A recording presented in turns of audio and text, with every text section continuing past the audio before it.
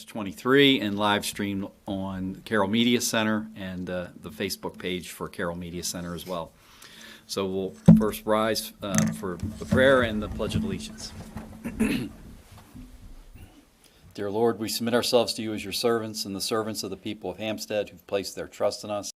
The word that is spoken and every action taken to be in the best interest of Hampstead, and for everyone gathered here tonight to be a stabilizing influence in these unsettled times. O Lord, bless this meeting and our town. Amen. Amen. Amen. Pledge. I pledge allegiance to the flag of the United States of America and to the republic for which it stands, one nation, under God, indivisible, with liberty and justice for all. All right, Tammi, roll. Mayor Nevin. I am here. Councilwoman Barrett. Here.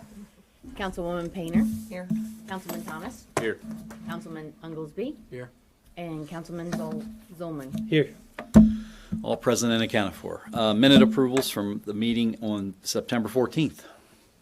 So moved. Second. Any discussion? Everyone in favor? Aye. Anyone opposed? Thank you. Tammi, when you're ready with the town manager's report and your last downtown Main Street revitalization project update. I think I can stop doing this one for now. For the revitalization project, State Highway and the town continue to work together towards the final completion of the Main Street revitalization project. The post office has installed several additional cluster boxes as they continue to install boxes and switch Main Street residents and businesses to delivery.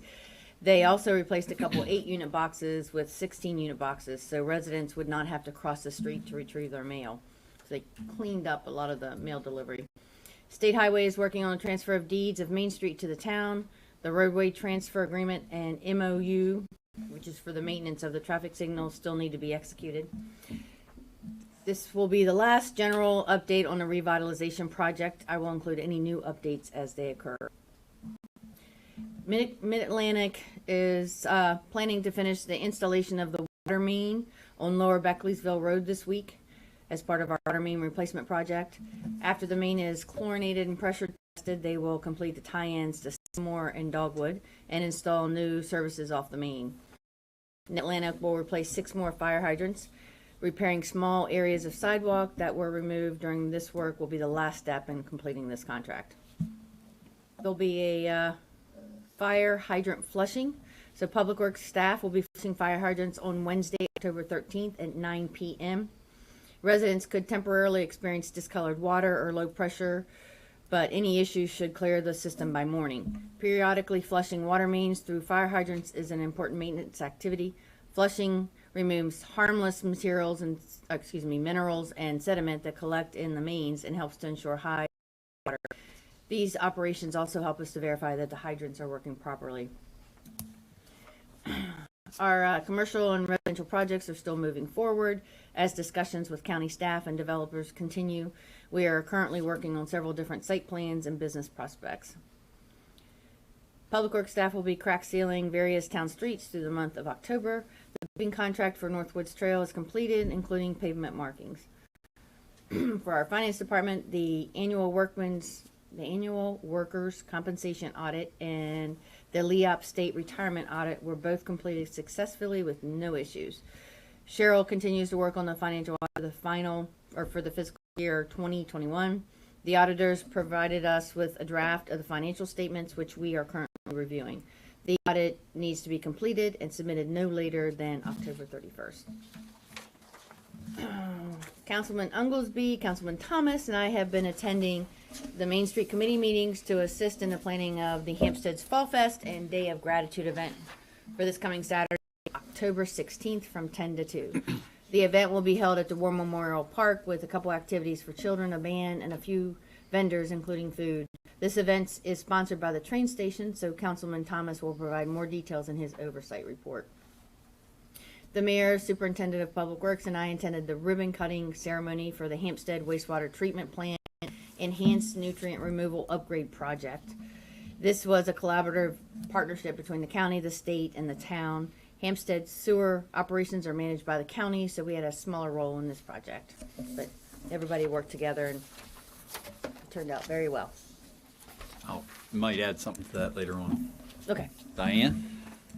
Hey, the Farmers Market's 12th season ended on September 25th. The market would like to thank Public Works for setting up each morning and all the vendors, customers, and volunteers for making it another successful season. The advisory team held a meeting on October 5th. We talked about the 2021 season and how we can improve the market and attract more customers. Some of the suggestions were to have cooking demonstrations and have theme weekends, such as a patriotic theme or a family picnic theme. We also discussed ways to encourage more community members to get involved. For example, a church or other organization could offer volunteers to help with packing up the market at noon for a month, and in return, the market would give a donation to the church organization.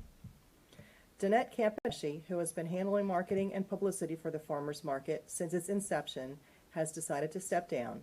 The market would like to thank her for her 12 years of service. Gary Lee, who has already been helping with publicity by taking many of the pictures each week that are featured on the Facebook page, is assuming her role. Keith Johnson, who has done a fantastic job returning the market back to normalcy after navigating it through the pandemic last year, will serve as market manager for one more year and will be stepping down after the 2022 season. So that's another great opportunity for someone to get involved. We are moving forward with bringing back the Christmas market this year, which is held in conjunction with the Christmas tree lighting. We have 9 or 10 vendors who will be set up at St. John's Church. The hours will be Friday, November 19th from 4 to 8 p.m. and Saturday, November 20th from, I believe, 9 a.m. to 2 p.m. And we hope to have a great time. Thank you. Wayne?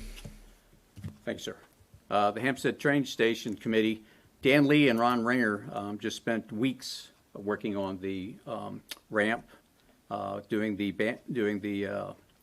rails and the ballards on they took it all down, cleaned it all up, sanded it, painted it, and put it all back together. They did an excellent job, so I'm really happy for that.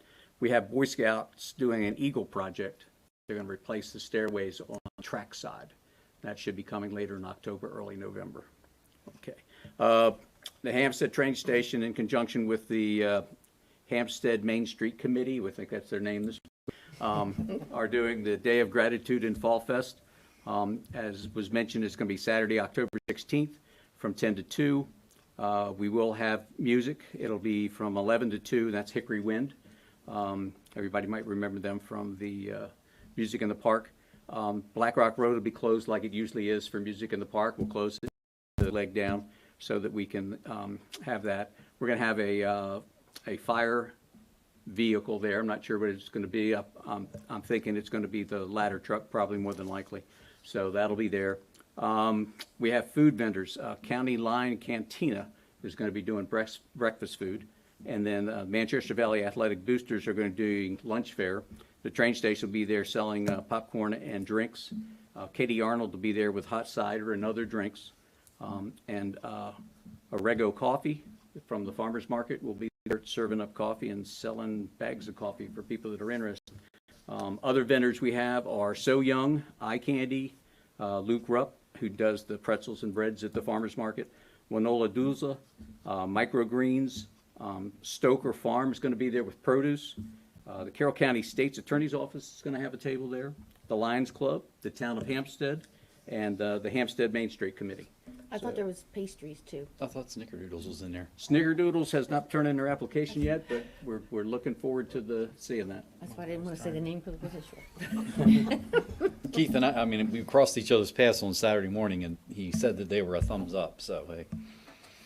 I haven't seen an application. Maybe it'll come in tomorrow. So at any rate, we'll be collecting food for NESAP. That'll be taking place over on the Matthews car property.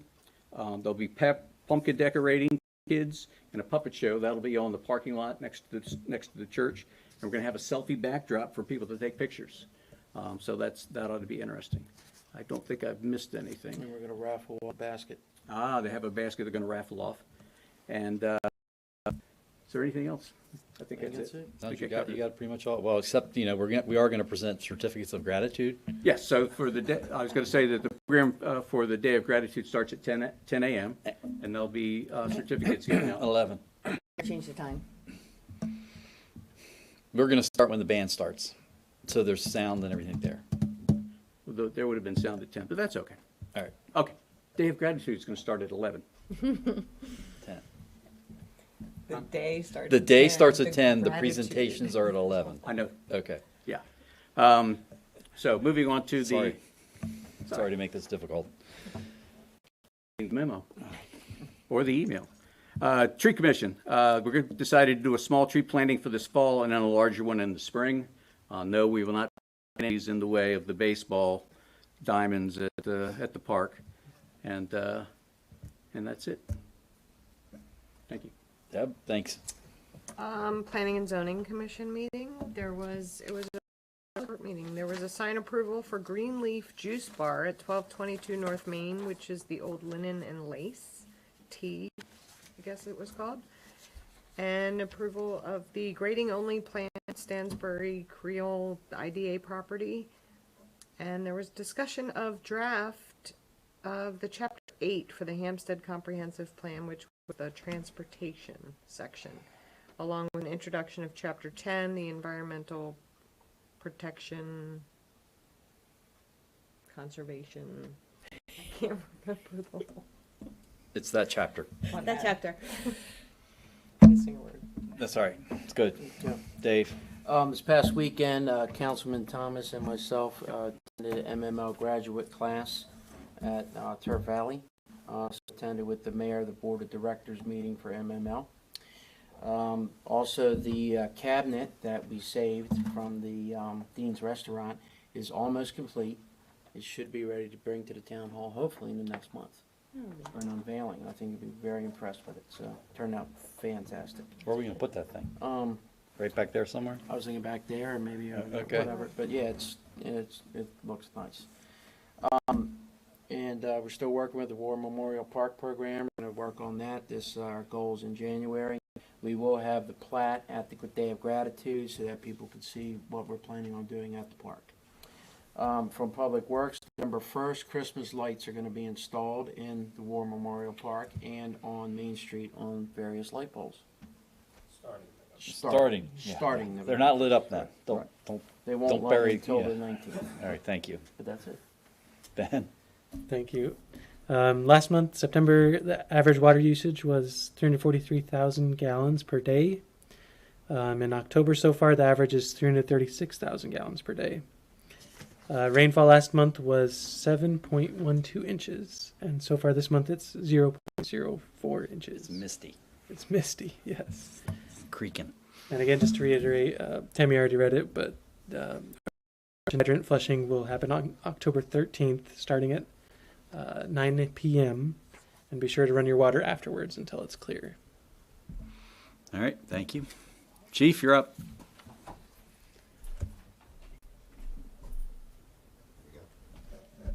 Good evening, everyone. During the month of September, in traffic safety, we investigated 6 accidents. 3 were reportable, 3 were minor, property damage only. And 2 of the crashes were at the 42 circle. Speed signs were displayed at 9 locations for a total of 70 days of display.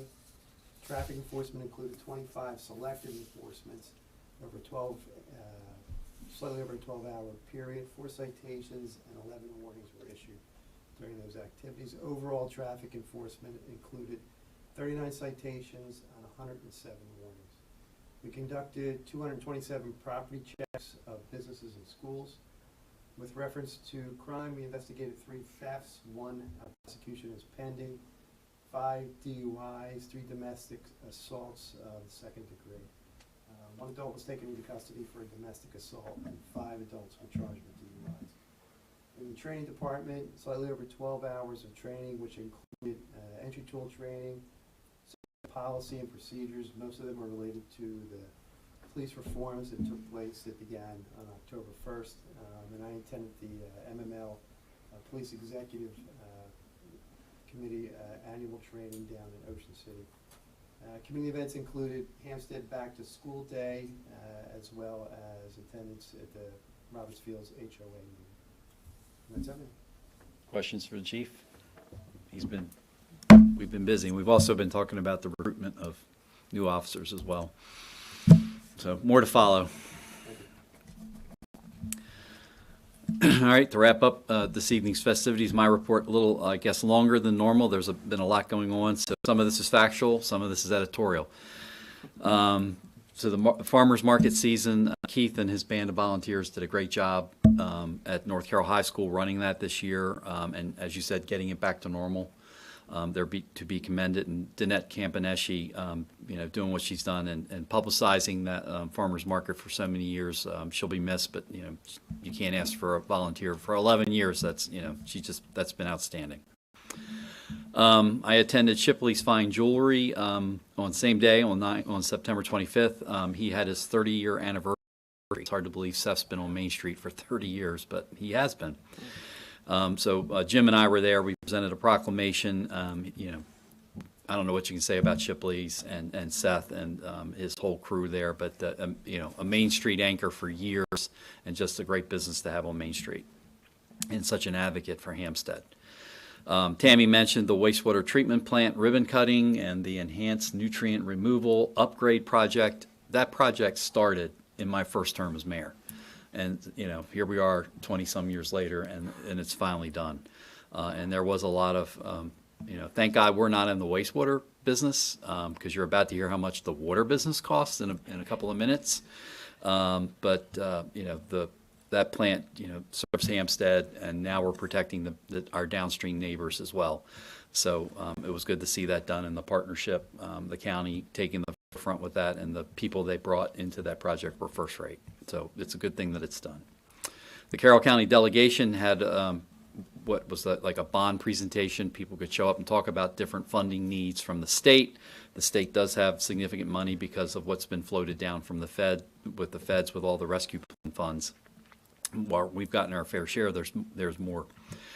So I just basically gave a little presentation on PFAS, which is a very minute contamination that we have to deal with in one of our wells. For the first time ever, we're legislating or regulating in parts per trillion, and I've gone on about this, written a newsletter about this last time. But basically, one of our wells is 1 part per 4,011 million parts, and we have to take it offline because of that. So I said if they want to get to that length or to that detail of regulation, maybe they should help fund some of the improvements that may be needed for that well. That's all to be determined. So that was more educational for everybody who was at the meeting. But it was great that the delegates did that. And several of the towns showed up and took advantage, as well as nonprofits. This past Saturday, I did a little free pantry. Mackenzie Greenwood, she's just a one person, one young lady fundraising machine. But she had her not quite 1K walk around Panther Park that the chief participated in. More power to him. He was actually out there running, and Jim walked around that as well.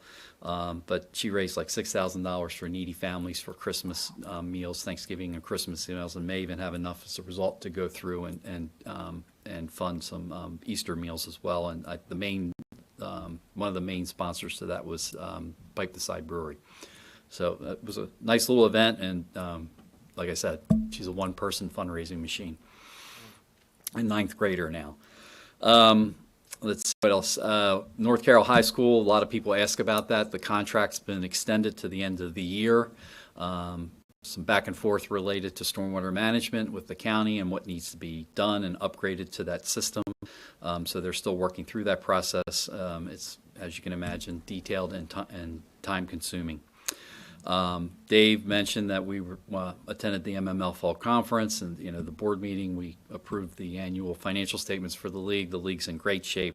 They took advantage of Paycheck Protection Program money, which offset a lot of the costs while we didn't have revenues. So they're in good shape, and we passed the legislative priorities. Highway user revenue money for, I don't know, the 10th time in some various form, but that makes sure what you fill up at the pump, some of those taxes that you pay at the pump come back to your local roads. And we have that money, I think, through fiscal year 24, and we're trying to remove that sunset clause. Another legislative priority is a new one with all the police reforms that are out there, one of which is that the county gets to appoint a review board, and it's at the county level, and we want enabling legislation that if we so chose, that if we had to have a review board or an officer reviewed, that we could do it on a local level. So I think there'll be several tweaks. I know the police executives want several tweaks. Some others that, they passed this big bill last year, and now everybody's sort of getting into the details. Some of it gets implemented, and they're seeing maybe some holes. So I don't know what the feedback will be for that, but that's one of the priorities as well. And then the other one is an initiative on the environmental climate change side that we always keep track of. There's always several bills that go through the General Assembly, some of which are positive and some of which will be very, very costly over time. So the league will keep an eye on that. I serve on the legislative committee, so that's always an eye-opening experience. As far as money coming our way, the American Rescue Plan funds, we actually got our first slug of money last month, $2.2 million. And we'll get another $2.2 million next year. And there's only specific uses. I think everybody up here knows that you can use it for water, sewer, broadband, and for rewarding employees. And so the bulk of our money, because we don't have a sewer plant, and the bulk of our money needs are going to go to water.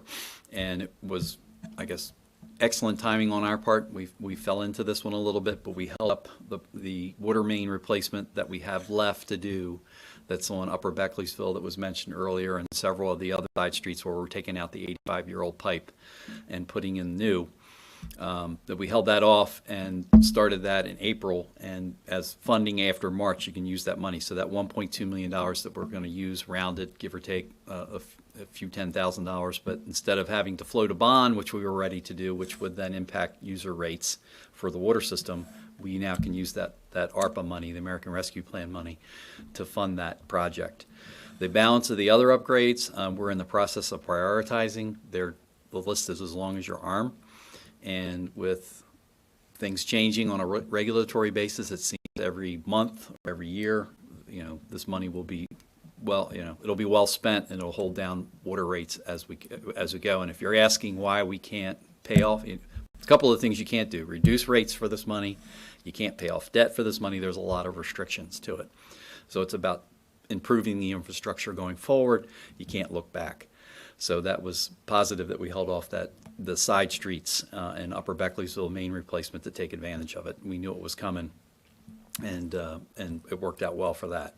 We're meeting with engineers, and we'll be talking about that in future months about different projects we're looking at. We're looking to bring 2 wells on, the dairy wells that they're affectionately called, they're ready to go, but we're looking to bring them on the system, which will offset what maybe we lost from PFAS and make our system much more resilient to future regulations and make it much more redundant and much more reliable in the future. These 2 wells are very strong producers, and they have good quality water. So, a more extended report, but that's what I got. Questions? Nothing. All right. Didn't put anybody to sleep. Good. And we don't have any business today, but hopefully we put out enough information for you. We look forward to seeing you next month. And as always, if you see us on TV, please let us know. We like hearing about the feedback, and I'm trying not to tap on the table anymore. Motion to adjourn. So moved. Second. Any discussion? All those in favor? Aye. Anyone opposed? Thank you. And thank you for those who are viewing tonight.